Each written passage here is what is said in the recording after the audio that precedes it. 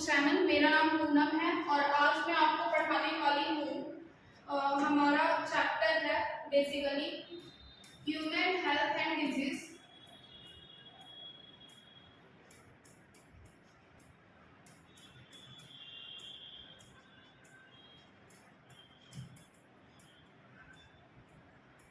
ठीक है, human health and disease जिसका हम लोग ह्यूमन हेल्थ एंड डिजीज में आपको उसका टॉपिक आज पढ़ाने वाली हूँ, दैट इज द इम्यूनिटी। ठीक है, तो देखते हैं इम्यूनिटी में क्या होता है, कैसे चीजें काम करती हैं और क्या क्या इम्पोर्टेंट पॉइंट है हमारा इम्यूनिटी के अंदर। ठीक है, काफी इम्पोर्टेंट टॉपिक है, तो आई होप आप लोग अच्छे से सुनेंगे और आप लोग समझने की कोशिश करोगे, क्योंकि इम्यूनिटी से क्वेश्चन सिर्फ और सिर्फ बोर्ड में ही नहीं बल्कि हमारे नीट एग्जाम में भी बहुत ज्यादा पूछे जाते हैं। ठीक है, तो फर्स्ट इम्यूनिटी होता क्या है?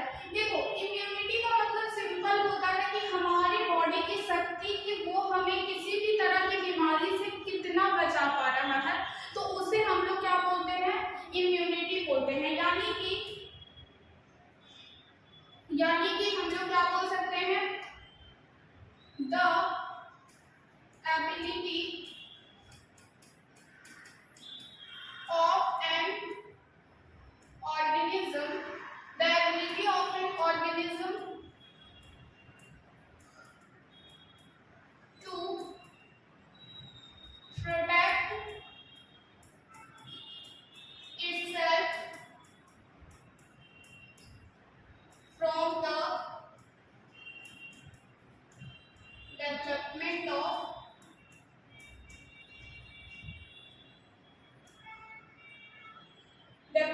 of protect itself from development of any kind of disease।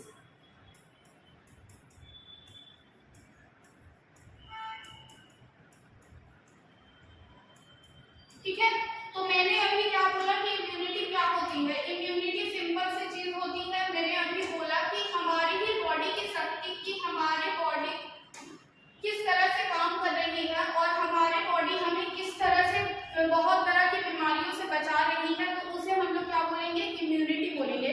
अभी मैं इस क्लासरूम में खड़ी हूँ, तो ऐसा नहीं है कि यहाँ पे बैक्टीरिया नहीं है। बैक्टीरिया तो हर जगह पे है, हम लोग को पता है, लेकिन क्या हम लोग हर समय बीमार पड़ते हैं? नहीं। रीजन क्यों? क्योंकि इम्यूनिटी हमारे बॉडी में क्या होती है? वर्क करती रहती है, जो कि हमें बचाते रहती है किसी भी तरह के फॉरेन पार्टिकल से, फिर चाहे बैक्टीरिया हो, वायरस हो, प्रोटोजोआ हो, कुछ भी हो। ठीक है, तो यहाँ पे इम्यूनिटी हमारी बॉडी की एबिलिटी है जो कि हमें प्रोटेक्ट कर रही है किसी भी तरह की बीमारी से, कि हमें किसी तरह की बीमारी हो न जाए। ये जो इम्यूनिटी होता है ना, फर्स्ट ऑफ ऑल इस इम्यूनिटी का टाइप है। ये इम्यूनिटी हमारे बॉडी में दो डिफरेंट टाइप के होते हैं। कौन कौन से होते हैं? एक होता है बच्चा इनेट इम्यूनिटी। क्या होता है? एक इनेट इम्यूनिटी होता है और एक होता है एक्वायर्ड इम्यूनिटी। एक क्या होता है? एक्वायर्ड इम्यूनिटी होता है। तो इनेट इम्यूनिटी क्या होती है कि ध्यान दो कि वैसी इम्यूनिटी जो हमारे जन्म लेते ही हम लोग यानी बर्थ से हमारे साथ मौजूद है, उस तरह की इम्यूनिटी को हम लोग क्या बोलते हैं? उस तरह की इम्यूनिटी को हम लोग क्या बोलेंगे?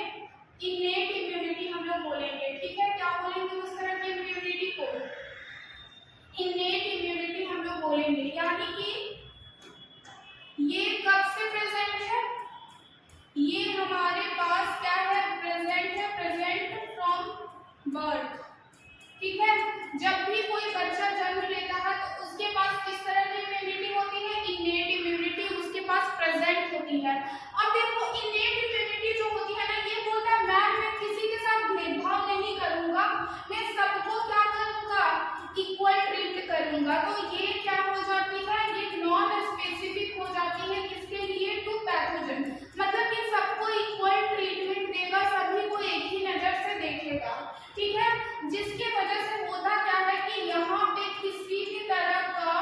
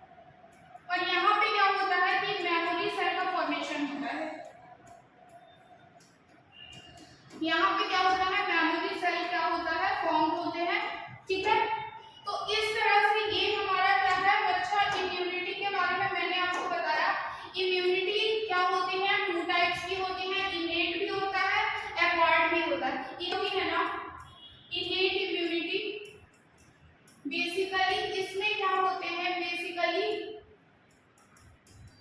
4 टाइप के बैरियर होते हैं, ठीक है।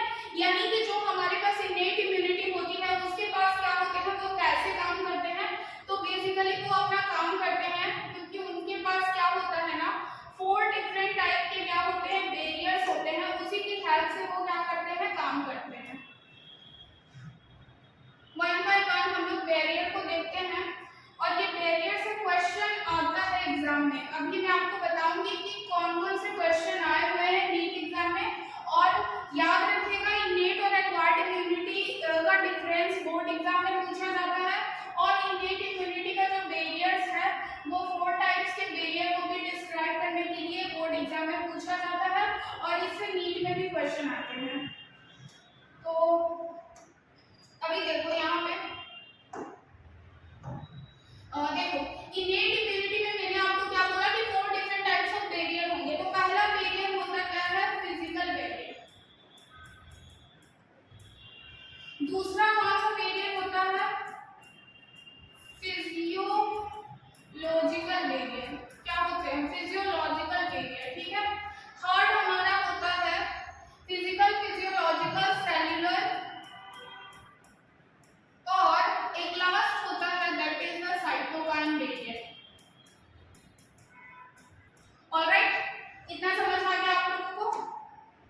देखो बहुत सिंपल सा है, बहुत ज्यादा टफ नहीं है, ठीक है। अगर आप लोग ध्यान से सुनोगे ना तो बहुत इजीली आपको याद भी हो जाएगा क्लास के अंदर। तो it's not so tough. Innate immunity की बात चल रही है यहाँ पे। इनेट इम्यूनिटी में किस तरह के 4 बैरियर होते हैं हमारे पास हमारे बॉडी में, उसके बारे में मैं बता रही हूँ, ठीक है।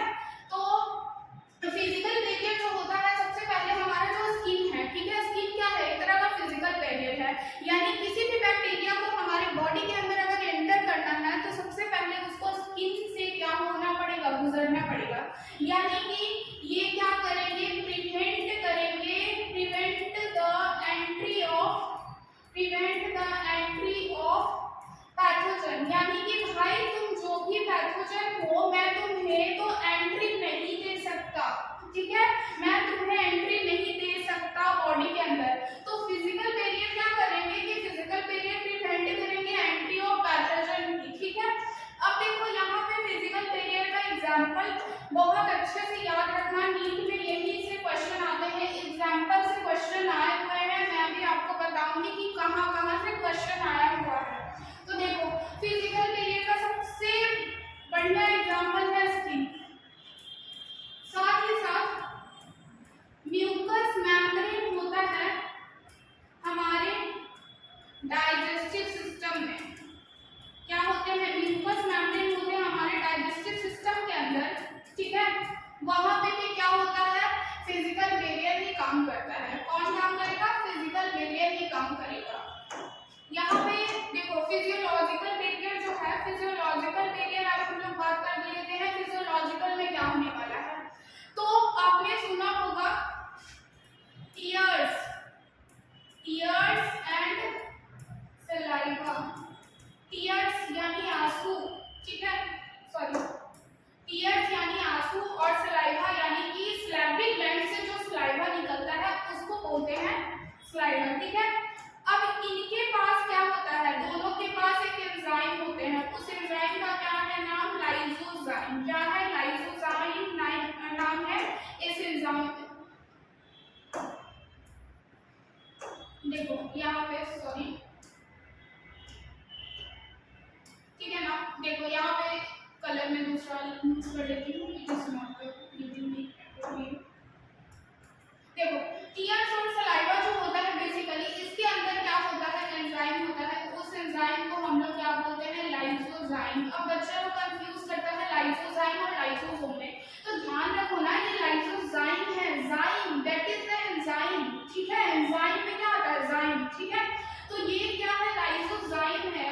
और ये लाइसोसोम जो होता है वो तो सेल ऑर्गेनेल है बेटा, वो तो हमारे बॉडी में सुसाइडल पैड की तरह काम करते हैं। तो लाइसोसोम तो सेल ऑर्गेनेल होगा जो कि सेल्स में होते हैं। और ये टीयर्स और सलाइवा के अंदर क्या होते हैं, लाइसोजाइम एंजाइम होते हैं जो कि क्या करते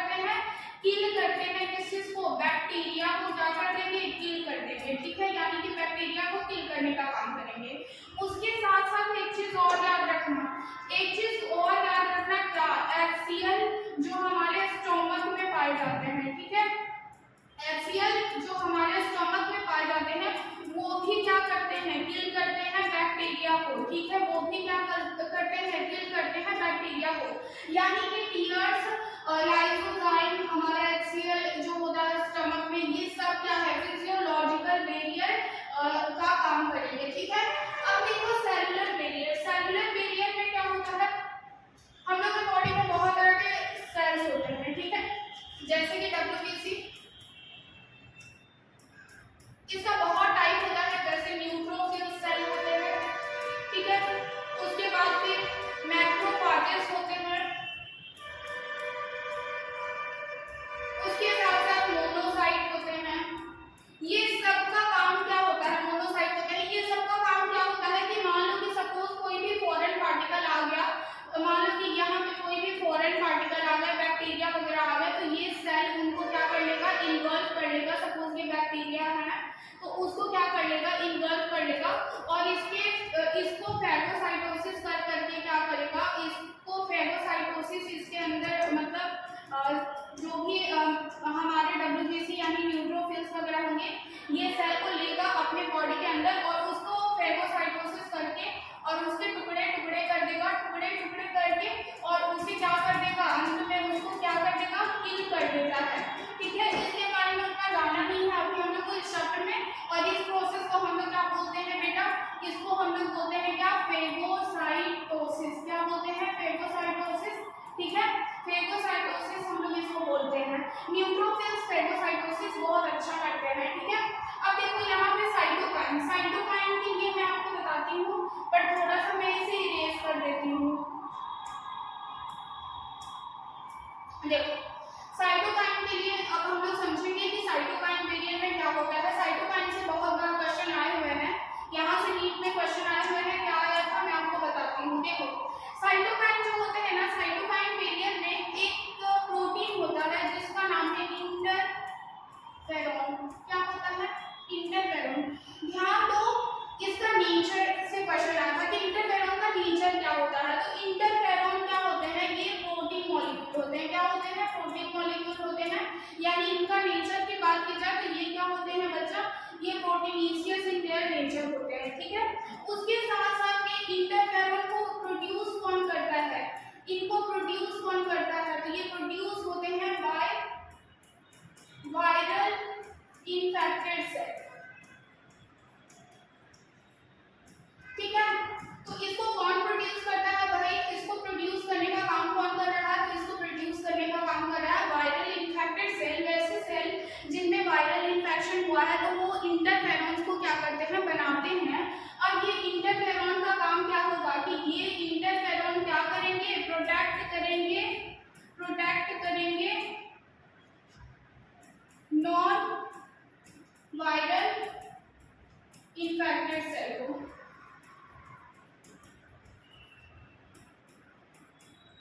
फ्रॉम इन्फेक्शन, ठीक है। Am I right? Clear to all of you?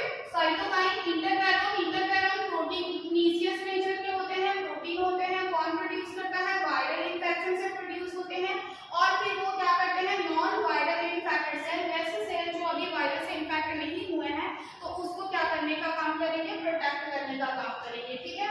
तो यहाँ से क्वेश्चन अच्छे खासे पूछे जाते हैं, तो आपको याद रखना है कौन से बैरियर का एग्जाम्पल क्या है और उसका काम क्या है। तो ये था पूरा का पूरा आपका इननेट इम्यूनिटी के बारे में। अब देखो समझ जाओ एक्वायर्ड इम्यूनिटी के बारे में थोड़ा सा देखते हैं हम लोग।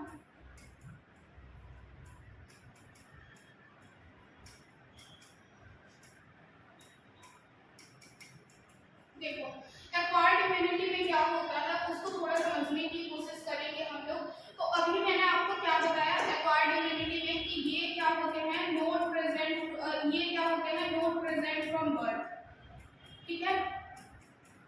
ये बर्थ से तो होते नहीं है, हमारे लाइफ टाइम में जो हम लोग एक्वायर करेंगे उस हिसाब से क्या होता है, इन्फेक्शन वगैरह लगा तो बॉडी हमारी क्या करती है, जनरेट करेगी, ठीक है। अब देखो यहाँ पे होगा क्या कि इनेट इम्यूनिटी में मैंने बैरियर देखा, एक्वायर्ड इम्यूनिटी में दो तरह के सेल्स होते हैं, ठीक है। एक्वायर्ड इम्यूनिटी में क्या होते हैं, टू टाइप्स ऑफ सेल काम करते हैं, ठीक है। कौन काम करते हैं, टू टाइप्स ऑफ सेल काम करेंगे, ठीक है। अब उसको ध्यान से देखना, इससे क्वेश्चन आया हुआ है एग्जाम में और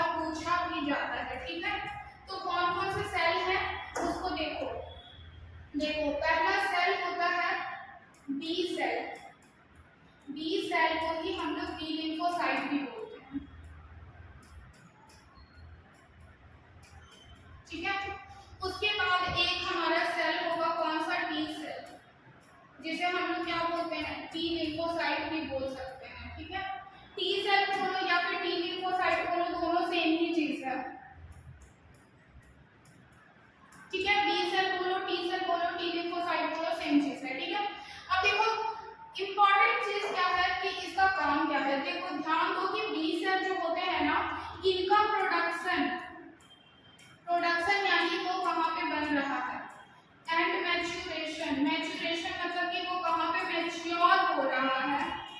तो इनका प्रोडक्शन और मैच्योरेशन बच्चा दोनों एक ही जगह पे होता है, that is the bone marrow. Very very important सवाल, ठीक है।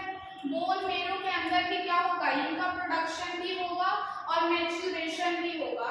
लेकिन ट्विस्ट तो कहाँ पे आता है, ट्विस्ट हमारा आएगा टी सेल्स में, मतलब कि यहाँ पे प्रोडक्शन, देखो प्रोडक्शन जो होगा टी सेल का भी प्रोडक्शन कहाँ पे होता है, बोन मेरो के अंदर ही होता है।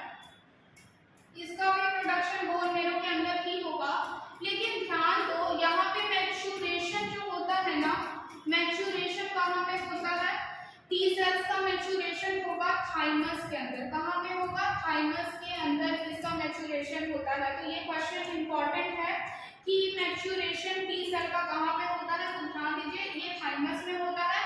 और यहाँ पे प्रोडक्शन और मैच्योरेशन भाई बी सेल का तो हमारा बोन मेरो के अंदर ही हो गया, लेकिन टी सेल का प्रोडक्शन हमारा बोन मेरो में ही हुआ, लेकिन उसका मैच्योरेशन फर्दर क्या हुआ, थाइमस के अंदर हुआ, ठीक है। ये दो तरह के मैंने आपको सेल बताए जो काम कर रहे हैं हमारा कब, एक्वायर्ड इम्यूनिटी के टाइम पे। अब आगे बढ़ते हैं थोड़ा सा हम लोग और, ठीक है। अभी खत्म नहीं हुआ है, इसमें अभी और भी बहुत कुछ है जो हम लोगों को जानना है, ठीक है ना। तो देखो एक होता है हमारे पास humoral immunity,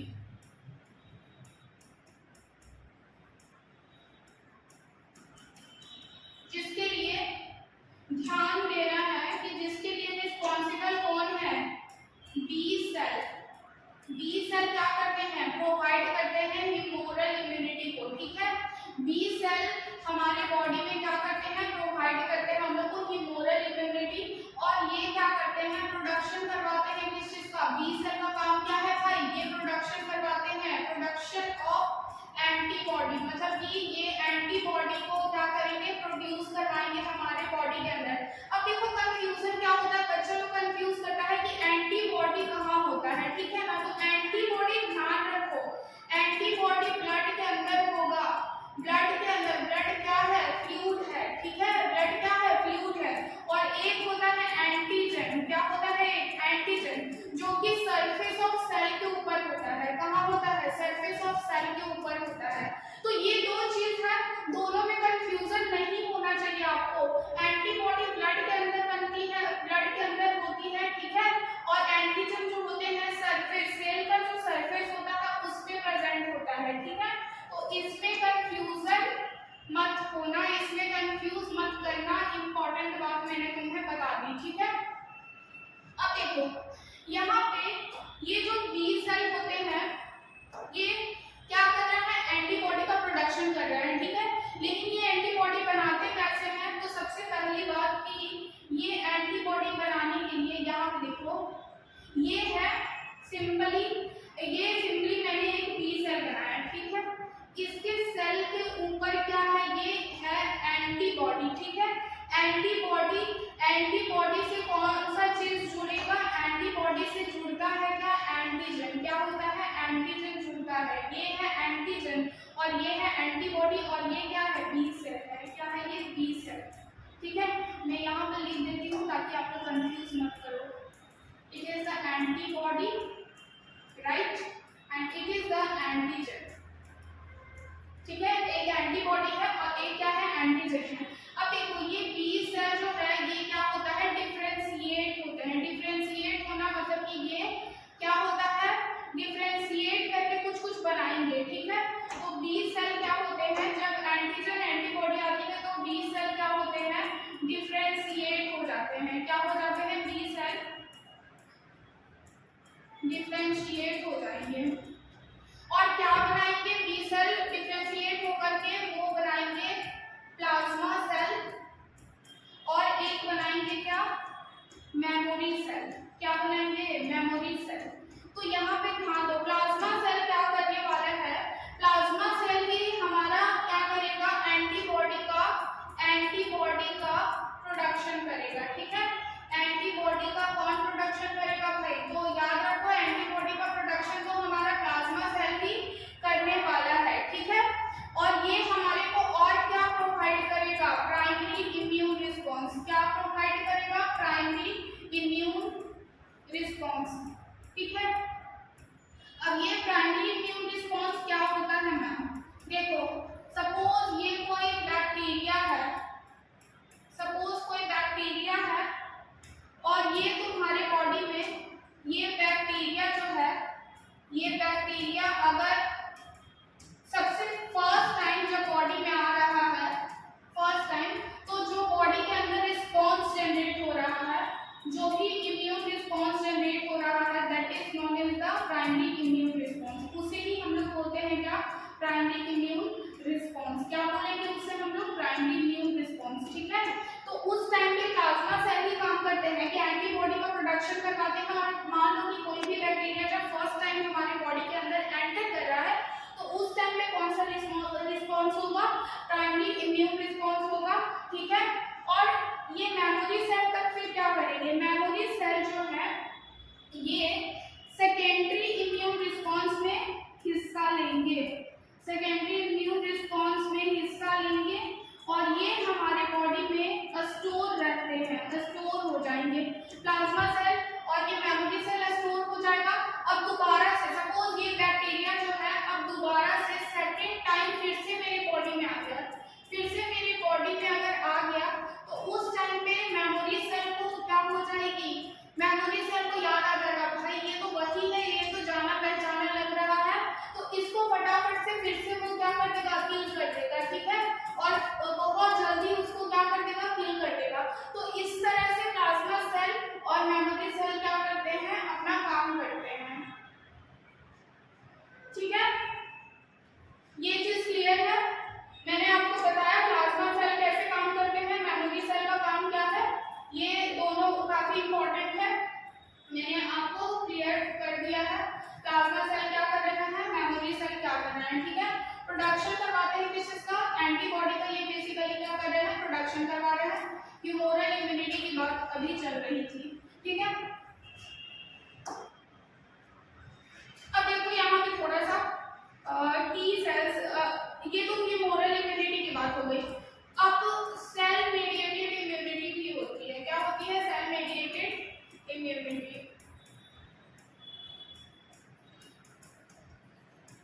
cell mediated immunity जो होती है उस टाइम पे कौन काम करेगा? ठीक है, तो सेल मेडिएटेड इम्यूनिटी कौन प्रोवाइड करती है? टी सेल क्या करती है? सेल मेडिएटेड इम्यूनिटी प्रोवाइड करती है। ठीक है, लेकिन टी सेल क्या होते हैं? उसके भी भाई टाइप होते हैं।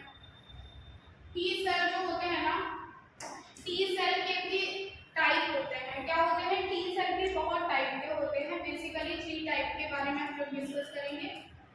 टी सेल का टाइप,